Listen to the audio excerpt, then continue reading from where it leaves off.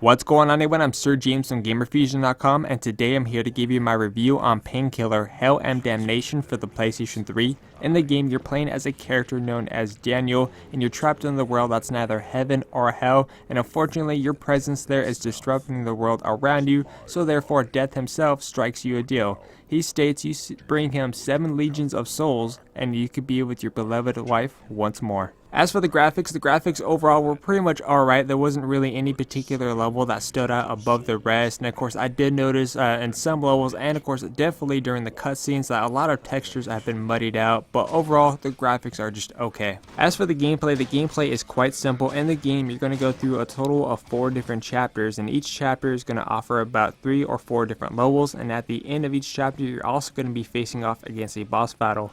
Once you're in the game, you're going to have, when you first start off, you just have a couple different basic weapons, and of course as you progress further into the game, you're going to granted access to more different weapons, which could be from rocket launchers to some weird spinning machetes and all kinds of weird random weapons that you're going to be finding in the game.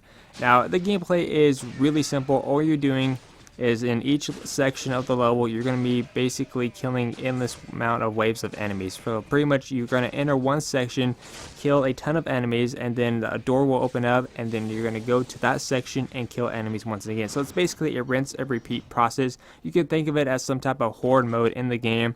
Unfortunately, this game doesn't have anything like where you have to find relics to open special doors or anything. I think that would have been a really nice touch, instead of just, you know, the same rinse and repeat cycle of killing enemies, moving on, killing enemies, moving on, and things like that. But it's really simple. Now the game does offer a wide variety of different difficulty levels to choose from. There's Daydream, which is pretty much a walk in the park. It's gonna be really simple. And then the higher difficulties you choose, the pretty much the enemies will become more menacing, and of course will deal a lot more damage, and therefore you're gonna die more often. So it has a really nice difficulty level, kind of like if you're thinking of it as like the classic PC games from back in like the 1990s, so you could kind of reference it to that. And of course in the game, in terms of collectibles, you do have these little cards that you're able to find.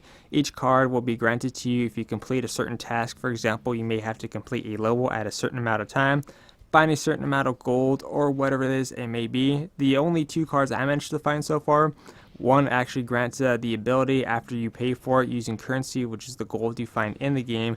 The first card I got was basically I take half damage from enemies, and another one I got where I was going to be drawing in the souls that I collect a lot faster instead of me going over them. So you pretty much have those in terms of collectibles, but other than that, the game is relatively easy. Each level will take you about somewhere between 10 to 20 minutes. Of course, depending on the difficulty level you choose from, that could even go from 10 to 30 minutes to completing each level. So therefore, in the end, you're going to be getting about 5 to 6 hours of gameplay altogether. As for the sound in this game was pretty much alright. There wasn't really anything too special in terms of the sound department. If there's one thing I do have to pick out in the game, I would have to say the in-game soundtrack is really nice, because it has that really nice tone, that music that plays as you're slaying the demons from hell. It has a really nice beat that's probably going to get you into the mood where you probably maybe even bobbing your head a few times during some of these songs that play.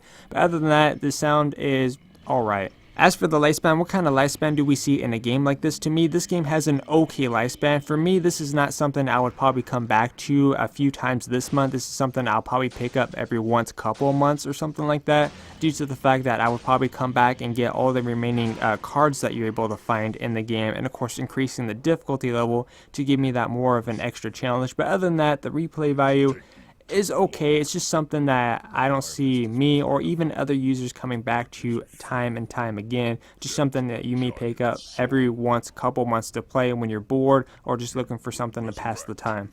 As for the innovative, was there anything new here, or was this stuff that we already seen before? Honestly, this is stuff that we've seen before. I kind of get what they're trying to go with, but I think if they were to make the game kind of like the classic Doom or Hexen games from back in the 1990s, then I think this game would have been a little bit more enjoyable, because the fact that it's a little bit too easy. Basically all it is like horde mode. You go one section, you kill a certain amount of enemies, then you move on to the next section. I think it would have been cool to include something like maybe you have to find special relics to progress further into the game, or to open up secret doors. You do have secret passages, kind of like the old PC classics and things like that, but just like overall it's basically like a horde mode. Just kill amount of enemies, move on, rinse and repeat, same process all over again. So in the end, I'm going to go ahead and give Painkiller, Hell and Damnation on the PlayStation 3 an 8 out of 10. If you guys would like to see the complete walkthrough, you can check the link down below.